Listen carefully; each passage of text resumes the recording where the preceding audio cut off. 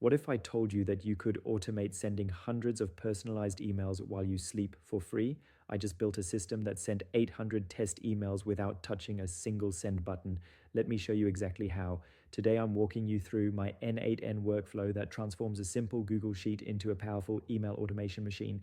This workflow runs on a schedule, reads your spreadsheet, filters rows based on status, builds custom subject lines and email bodies, sends via Gmail, updates the sheet automatically, and then loops to the next row, completely hands-free. Everything is driven by one spreadsheet. Each row represents one email. I use columns for category, subject, scenario, and status. In my case, I built this to send 800 test emails to validate another n8n workflow I was building. The subject goes here, the email body goes here, and I track responses. But you can adapt this for newsletters, outreach campaigns, or any bulk email need. First, log into your n8n account and create a new workflow. You can build this from scratch, or grab the workflow file I've linked in the description. Just import it by clicking Import from File, select it from your computer, and all the nodes will load pre-configured exactly as I have them here. To create your first node, click the plus button and search for the node you need. The first node is the schedule trigger.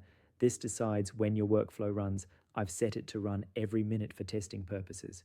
In production, you'd change this to every hour, every day, or specific times that make sense for your campaign.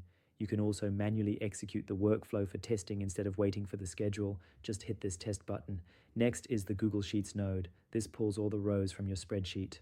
The first thing you'll need to configure is your Google credentials. Click Create New Credential and connect your Google account. I have a full tutorial on setting up Google credentials in n8n. I'll link that in the description for you. Once connected, select Sheet as the resource and Get Rows as the operation. Then choose your document from the drop-down. Mine is called Email Automation, and select the specific sheet, which is Sheet 1 in my case. This output becomes one item per row, which n8n can process individually. The third node is the IF node. This is our filter. I only want to send emails for rows where the status is true. This node converts the status to lowercase and compares it to the text true. If it matches, the email gets sent. If not, it's skipped. This prevents duplicate sends and gives you full control over which emails go out. Next is the set node.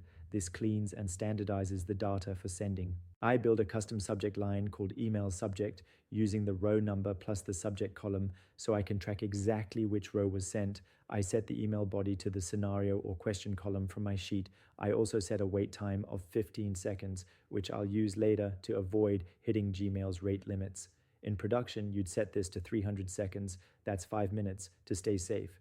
Finally, I ensure the row number is a real number, not a string, using a simple expression. Now comes the split in batches node. This is the loop engine. The batch size is set to 1, meaning it processes one row at a time. This is what makes the workflow so powerful. Send one email, wait, then move to the next row. No spam flags, no overloading APIs. Split in batches gives you two outputs, loop and done. The loop keeps processing items one by one, and done fires when there are no more rows left. We connect the loop output to the next node. This is the Gmail node, the actual send step. Right now, the to field is hard-coded to my test email address, but you can easily swap this to a column from your sheet if you want dynamic recipients. Just add a contact email column in your spreadsheet and reference it here.